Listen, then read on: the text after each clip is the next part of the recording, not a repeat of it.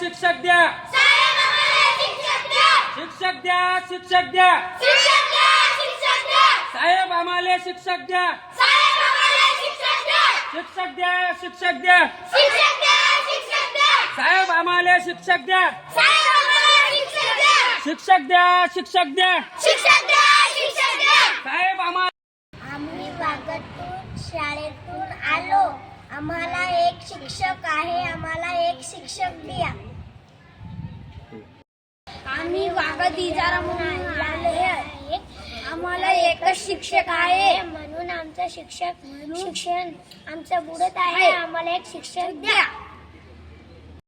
ग्रामीण विभागातील विद्यार्थी हा शिक्षण व्यवस्थेतून बेदखल होणार की काय असा यक्ष प्रश्न आज ग्रामीण विभागातील शिक्षण व्यवस्था पाहून सर्वसामान्य व्यक्तींना प्रश्न पडलेला आहे. कारण ग्रामीण विभागातल्या शाळा या ओस पडू लागल्या, त्यांची दुरवस्था आहे, एखाद्या जनावरांच्या कोंडवाड्यासारख्या झालेल्या आहेत.